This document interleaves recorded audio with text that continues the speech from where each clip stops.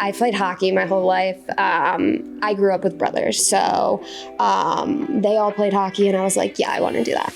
And then my dad played hockey, my grandpa, just so many people in my family did. We grew up on a lake, so I was like, yeah, I want to do that. And even my dad was like, there's not many girls that do. And so you're like, I'm going to do it. I was like, okay, put me up to the challenge, Yeah. like twist my arm. I'm doing it now. Funny enough, I did not originally want to be a dietitian. Okay.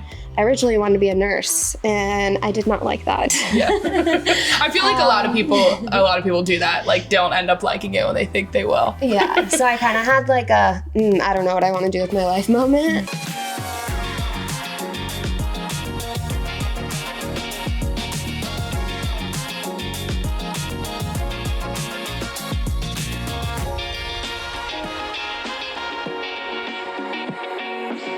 All right, guys, back at Bunnock Dental on Hail to Her. I'm so happy to be back at this beautiful dental studio. Thank you, Dr. Bunnock, for having us. And thank you, Chelsea Lynch, newly after being married in June. Thank you for being here.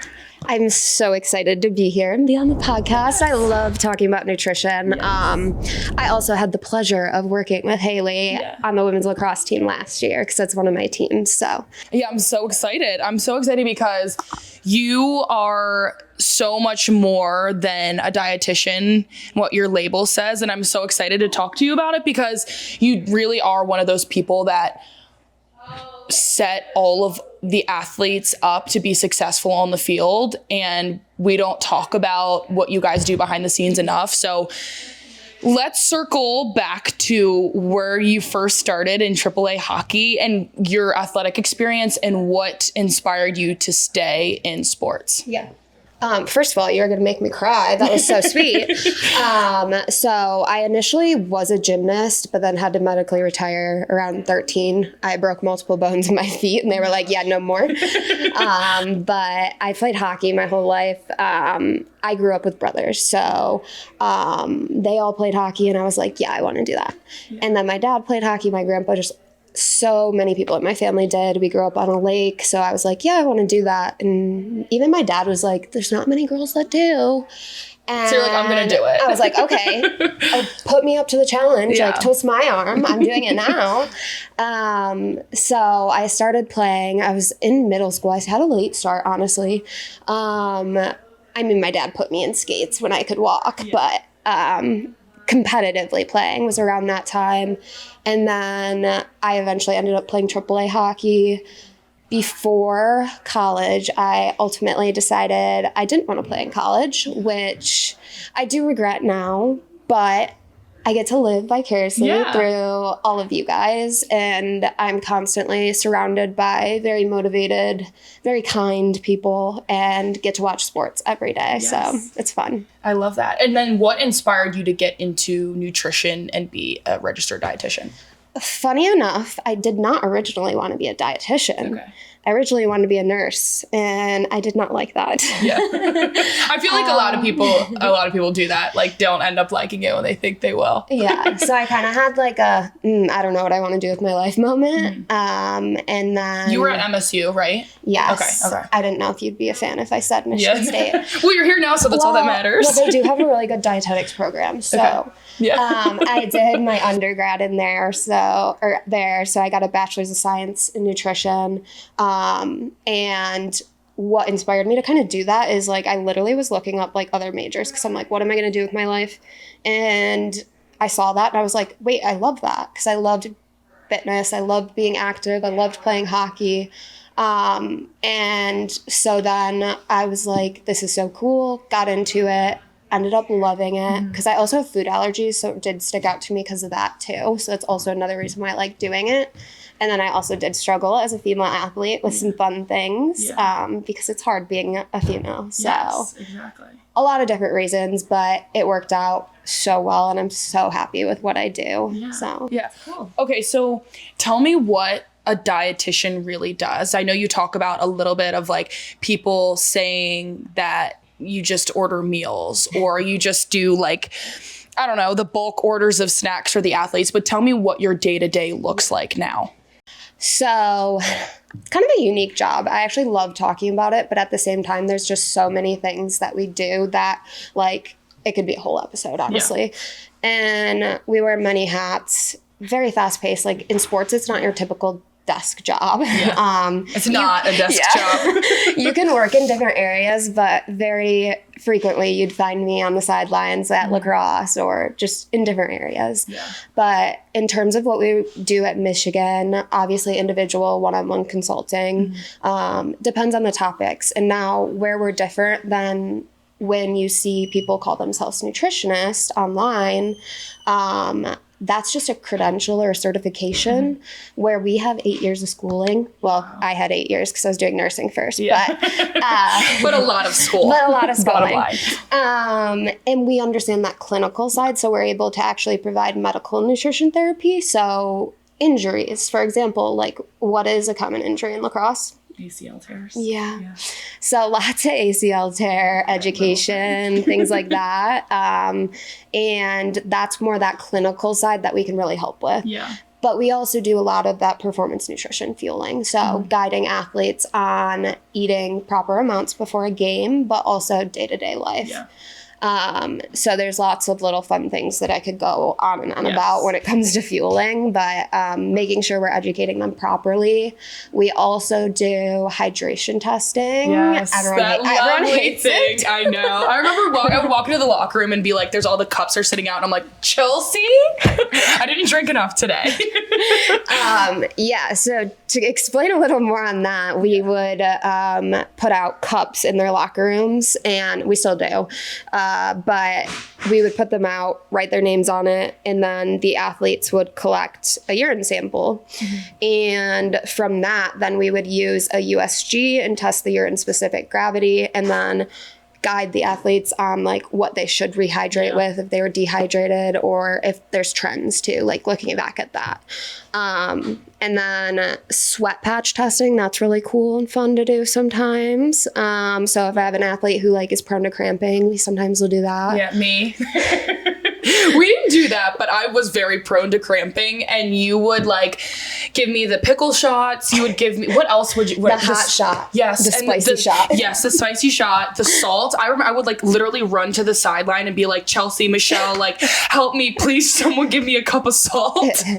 But that's like one of the things that like people I don't think realize about what you do. It's not just food. Like you're literally helping us saving us from being pulled out of a game, from having a cramp, or like getting injured because you're fueling the right way. Like I think that's really special too. And to like, never going to overlook you making snack bags for us pre-game and travel trips. There's just like so much that goes into it, and I think that's really cool. But I want to try. I wish I was here for all these new like sweat patch, all these tests that I never got to do. We can talk about that later. Yeah. So with all of that too, though, like we wear a lot of hats because we also do a lot of food service. Yeah. So I'm usually at all my teams' pre and post game meals for the most part. There's only so much time in a day, and there's many teams. A lot of teams, yeah.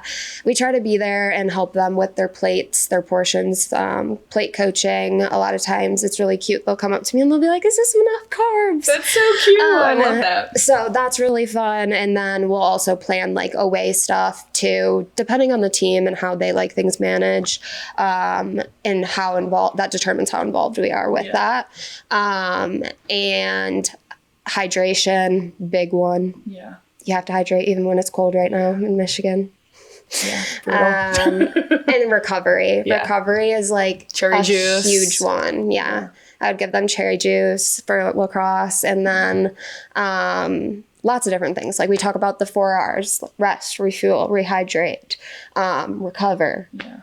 Or reinforce. Some people like to change those. But I love all of those things, and I think it's really special that you're also able to work with different kinds of athletes. So I know you do lacrosse, you do baseball and field hockey. Is there any other teams that you do? Yes. In the moment, I am also helping with women's gymnastics and men's lacrosse. Okay. But in terms of sports, in the past too, I've always worked with lacrosses. Okay. I love lacrosses. Yeah, it's so much fun. I've also always worked with like field hockey. But I've worked with a lot of teams, and I know I don't have favorites. I love everyone. There's an obvious one. Just kidding. Okay. But for like in general, do you see a difference in the way, well, obviously I'm sure there is a difference, but tell me about how you plan fueling the baseball guys or the lacrosse guys versus women that might be more prone to ACL tears or different things like that. How do you decide or cater to those different athletes? Yeah, I mean, in a way, it's probably a lot less different than you would think. Okay. And if we think about it in a way of like comparing male to female, like it honestly is a hard comparison because there is so many different needs. But if we go on that whole other level, the comparison amongst just general public with like, for example, you and I, like we have different needs than each other and everyone is just like so different. So it's hard to compare that.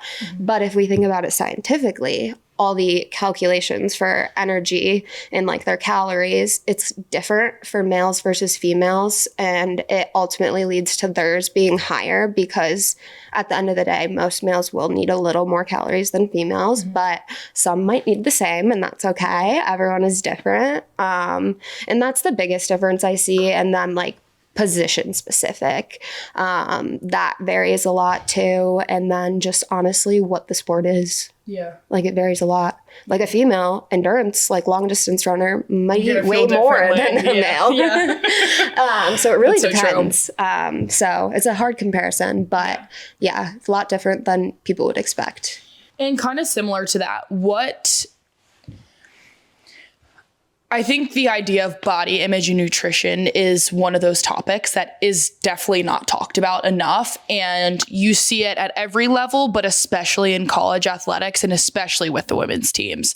And being here, you realize that, yes, we are world-class athletes, but at the same time, it's like, we are women and men that deal with body image issues and disordered eating and things like that. So that also being in your job description, how do you handle athletes that may be struggling or just having a different experience with food and nutrition? Yeah. So huge topic, honestly. Yeah.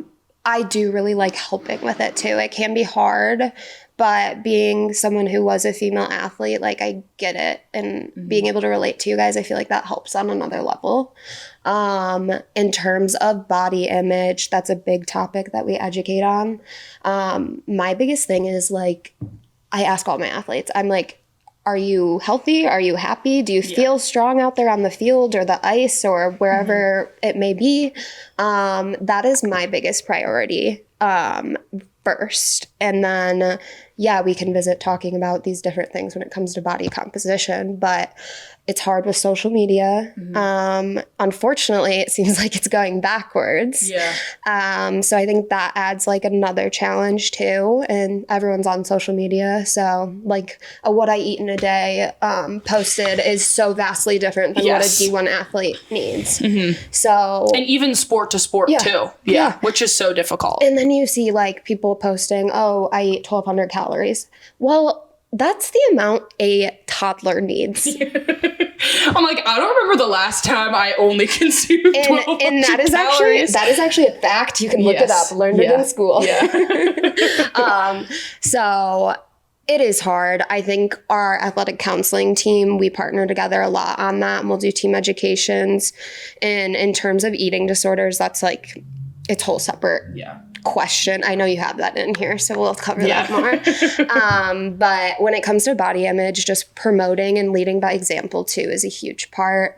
Helping guide them, like inventing their feed. Sounds weird saying that, but like unfollow them. If you're commonly seeing them and you're like, oh, literally unfollow them. Also, social media is such a lie. Like you're gonna post the best angles. Like of course I'm gonna post the photo that I look better in. Exactly. It's funny you say that though, because like my TikTok algorithm at one point was like, I'm kind of like getting out of it now, but was like literally like gym TikToks and like fitness stuff. And then I'm like, why is all of my stuff like this? And I'm like, because I'm watching it and I need to stop watching it because it is gonna make me think a certain way or like question what I'm doing. And like at the end of the day, like I need to be relying on the resources that were literally given to me, which is you, and being like, okay, this is not the norm. Like, this is who I need to be really talking to about this. Yeah. And I mean, it's hard regardless. Like, I'm a dietitian, and some days I'm like, oh. But like at the end of the day, like you really have to make sure you're taking care of yourself. Like, you really only have one body, and it does so much for you, even outside of sport. So it can be hard, but yeah. I like that you said that, because that's actually one thing that I really do want to talk about is like, understanding. It took me till my 4th year in college to realize, like, we are all fueling our bodies in a certain way to play that sport. Like, I don't look the same that I did when I was a freshman, and I don't look the same way right now as when I was a senior in college playing. Like, I don't feel the same. I don't work out the same. And so, like, you are being fueled and working out to be able to be a lacrosse defender or a long distance runner. And like, you guys do such a good job of like explaining that. But I think like that should be advocated more on social media, rather than like, okay, this is how you get a 6-pack, or like run a mile in 4 minutes. Like, yeah. But yeah, like you said with the abs, like, get so many females, even males too, who are like, abs, like, I want abs. Well, that's great, but it's also not sustainable. Like, if we're thinking of the female side, like, we have to have a certain body fat percentage, because if not, it's going to impact our hormones, our menstrual cycle. Yes. You also need it for absorbing nutrients. Like, it's not sustainable to always be super low body fat, or as all the athletes like to say, lean. Yeah.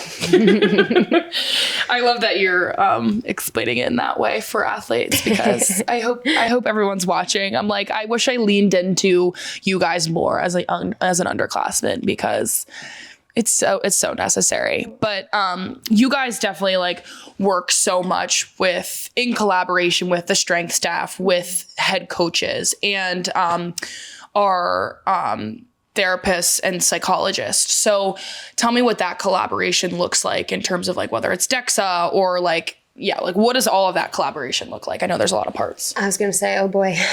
Maybe break down the basics. The strength staff stuff. Well, I'll start here. So doctor, we do communicate with them a lot, especially if we're worried about athletes with low energy availability, REDs, disordered eating, things like that. So we work really closely with that. They order labs, like that stuff. And then athletic counseling. So our pause department, they do a really great job with keeping us in the loop as well. But yeah, we do collaborate a lot, even with the athletic trainers. Like, it's really hard for them. Like, an example would be like managing type 1 diabetes, like on the field. That's hard for them to do when they need to keep their eyes on the field, and something that like dietitians are fully capable of managing, like their glucose. And then in terms of strength and conditioning, we work so much together. Yeah. So strength and conditioning, I'm really lucky. I work with Trevor, the lacrosse strength coach, and I work with him with baseball as well. So it's fun. Yeah. But I hope he's watching. There's so many great strength coaches there, and it's really fun to be able to collaborate with them. And when I say collaborate, commonly we talk about the body composition testing if the athlete wishes to share it with other departments. But typically they do, and it's helpful to see like, okay, where are they at in the weight room? Like, where's their strength at? Like, could we possibly put on more muscle mass? Different things like that. Obviously, has to be athlete approved. Like, I can't just be like, you need gain muscle mass. So that's where we'll come into that. And then certain scenarios where I'll look at like their training load, their phase they're in, and then like catapult data to see what their energy expenditure might look like and compare it to what they need and what they're currently getting. So more the scientific data. Yeah. How does having access to really nice equipment allow our athletes to be at a higher level or be set up better for success on the field? Yeah. So we're really fortunate as like the dietitians, and the Sports Innovation Lab does use it too, for different research purposes. But we have a DEXA, which is a form of testing body composition. And it is actually the gold standard of testing body composition. Back in the day, they used to do skin folds where they'd pinch your skin, and I would never, ever, ever go do that to you guys. That would cause some triggers for some stuff. So yeah, we're really fortunate with that. Our new sports innovation lab and the sports scientists there, they're all really great. We have a lot of cool things about RMR and working with them on that. But yeah, we do have a lot of great equipment to help you guys reach your goals. Yeah, it's crazy because a lot of schools don't get the access to these things. And I think even too now, realizing once I'm out of it, not having the access, you realize how blessed we were. And not that you don't realize in the moment, but you really know once you're out of it, it's wow, I had some pretty cool stuff. Haley's where's my cold tub? I'm Chelsea, I literally contemplated texting you for a text. I'm I definitely can't do that. But that's one of the coolest things. Okay. My other question. Wait, real quick about the DEXA too. Okay. We do a really good job here educating our athletes on why we're doing it, because I don't want them to think we're doing it, just give them numbers. There's reasons why we do it. We look at the difference between limbs, because if there's a large deviation, they're more at risk for injury on the other side because of overcompensation. So educating on why we're doing it, and less of here you go, here's your body count. Yeah. And then going over it with them after. Yeah. Okay. And then another thing that's literally added to your plate is understanding and helping the athletes use regulated NCAA substances or supplements. So things creatine. And I literally was texting her the other day because I'm my sister's a Division I athlete at a smaller school. Is this allowed? Because she doesn't know.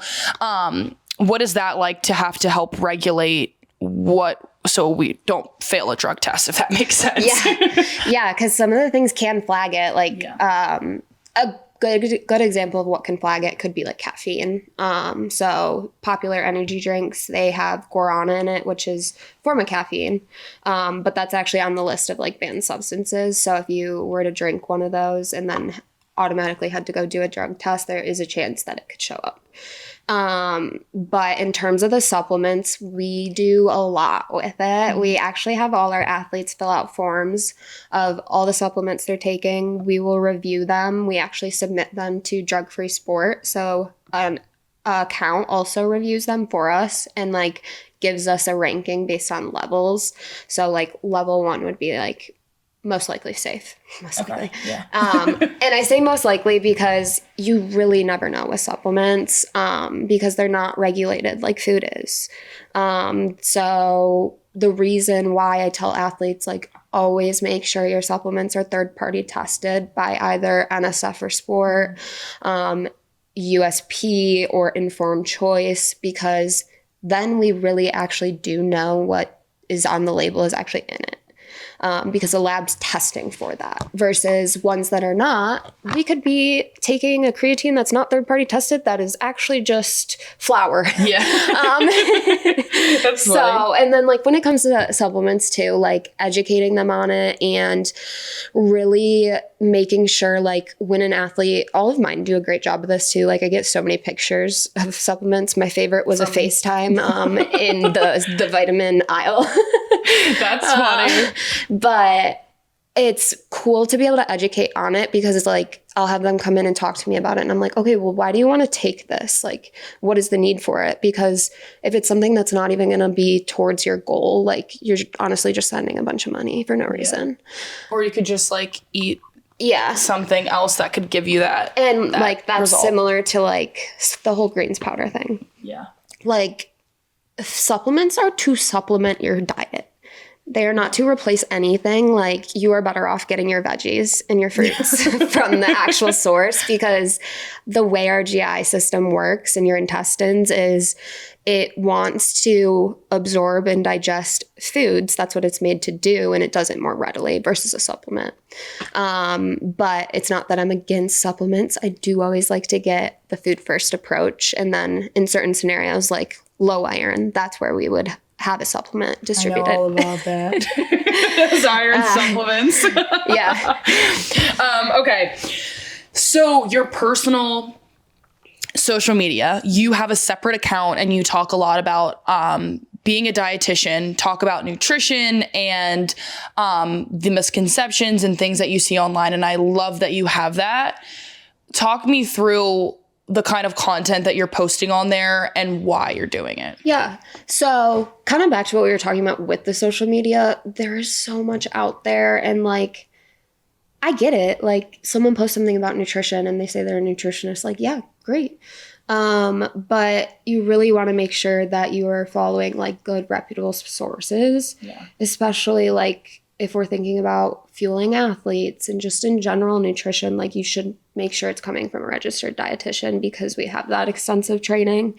So that's one thing to look for, and part of the reason why I want to promote more of that, as well as like, I just really want there to be more out there empowering females that like, no, we don't need to not eat carbs. Yes. Hence my sweatshirt. I always would wear. Yes, show them your sweatshirt and a little pretzel detail. Pretzel too. I always would wear this when I would talk to my teams about macronutrients. Yeah. So. Where did you get that? I need one. Actually, Abercrombie. I know. Really? My sister-in-law got it for me. Oh, that's cute. I really love that. Yeah. We're going to have to do like, see if we can do a collab with them. Abercrombie. But yeah, so there's a lot that goes into it. No, that's exactly it. Like, your social media, and we'll link it in this and put some clips in there as well. But I love all the stuff that you're promoting on the healthy side of food and fuel. Well, actually, to explain a little more on it, like, the reason why I do post a lot of stuff is because I'll see stuff on social media where I'm like, whoa. And then I'm like, debunked. Yeah. So like, holidays, people commonly talk about their plates. So talking about them in a positive way, like, you guys go home and around your family and like, auto love it. But specifically grandma and grandpas, they like to make some comments. Not purposeful, but those things can impact people, and like, knowing how to navigate that is something I really want to promote on my professional Instagram. And like, at the end of the day, like, give them a break. Stop judging them for their food. They need nourishment, not commentary. They get enough of that. So like, let them eat. They need the nutrition. Yeah. And I loved your Thanksgiving one, because it was like the misconceptions, and the next one was like what it's actually doing. And like, that's such a big holiday and people don't really think about that. So yeah. And like, that's what I do a lot with like my athletes, is I'm like, they're like labeling foods good or bad, which I try to get them to stay away from. There's no good or bad food. Balance. Yeah. But yeah. I love that. The social media just demonizes food too. So another tangent. Yeah. But yeah, there's just a lot on social media, and I kind of just want to be that person that is promoting the opposite, even with my few followers. Yeah. And similar along the lines, like when I was growing up playing hockey, it was very much still, as people would call it, a boys' sport. So again, that's why I wanted to do it. But now looking back, like, it is so amazing to see how much female athletes are being promoted and supported. Because if you even think about it, like, I walked into a hockey pro shop the other day. They had PWHL merch, which is the Professional Women's Hockey League. Yeah. If I was a little girl playing hockey, like, I would have thought that was the coolest thing. And I'm so happy for all those young hockey players to be able to see that. And then another example even is, before the women's ice hockey got added to Olympics, we didn't even have chest protectors that were made for females. Wow. So if you think of that, that's crazy. We're wearing males' gear, which anatomically speaking, we're a little different, which obviously increases the risk of injuries too. So where sports has like gone for females specifically too is just crazy and so fun to see. Yeah, that's awesome. So my last piece here, for the people that are transitioning into a period of no longer being an athlete or learning how to fuel themselves, what does fueling your body look like? What's the right this is like such a rigid question, but like what would be the right way to find out how to fuel your body as someone that's no longer an athlete or trying to find their way in that space? Yeah. I feel like it's so hard because you do notice your body changing. You do notice those things. Honestly, you feel a little stir crazy after. Like when I stopped playing hockey, I was like, whoa. Yeah. Tell me about it. And it kind of throws you out of a routine. But in terms of nutrition, like really, honestly, we do a great job setting you guys up for success. Like just the education of like macronutrients, your nutrients, because yeah, athletes need a good amount, but so do you as like regular general population human. We still need those things. So where it differs is typically I'll have athletes who graduate come in and we usually give them the Lynch Healthy Former Athlete book. She gave me that book. I did tell her she'll always be an athlete in my heart though. You're so cute. But there's lots of different things that go into it because like obviously your activity is changing. A big thing you notice too when you stop playing sports so intensively, words, English. When you stop, you tend to notice your hunger and appetite be a little different. So sometimes it'll suppress it. Sometimes you're even more hungry. So your body needs that time to adjust to, and like acknowledging that and listening to your body as well can be helpful.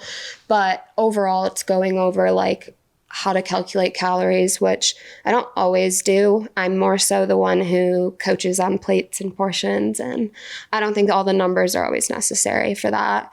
And then talking about like, for example, I'm going to use lacrosse again for an example. If you are a lacrosse player and then you are going and you are working a desk job, very sedentary, obviously, we're not going to need as much fuel as before. So that's where you'll see that variation. And then obviously throughout life stages, there's different recommendations based on that. But yeah, we all need nutrition. So it's all still there. Yeah, exactly. I love that because you are one of those people that are still obviously in my life in a sense of like being a resource for nutrition, and I can still text you and be like, okay, is this something that that's good for me? Or like giving me that book, like that is something really special about Michigan and about our dietitians and all of those things. Like that's really cool because I don't know, I think I would be going crazy if I didn't have you. And I think that's the fun thing though about being here though, is because at the end of the day, like helping anyone with nutrition is rewarding, but with you guys, I see it help you guys in your day-to-day life, but also see it translate on the field. Yeah. So I get that extra like bonus of watching you guys excel and reach your dreams and your goals out there, as well as being a student and everything else you are, not just an athlete. Yeah. Well, thank you so much. Like this is so much fun and such a conversation that needed to be had. And I'm glad that Hail to Her was the first place that we've been able to really broadcast what you guys do. So that I know of. But thank you so much. Of course. I'm gonna go home and like cry because you were so sweet. No, stop. Thank you. Okay. I just had a great conversation with Chelsea Lynch, registered dietitian at the University of Michigan for Olympic Sports. We had such a great conversation at Bunnock Dental. Thank you for having us at your beautiful facility, and watch next time on Hail to Her on Jam Media.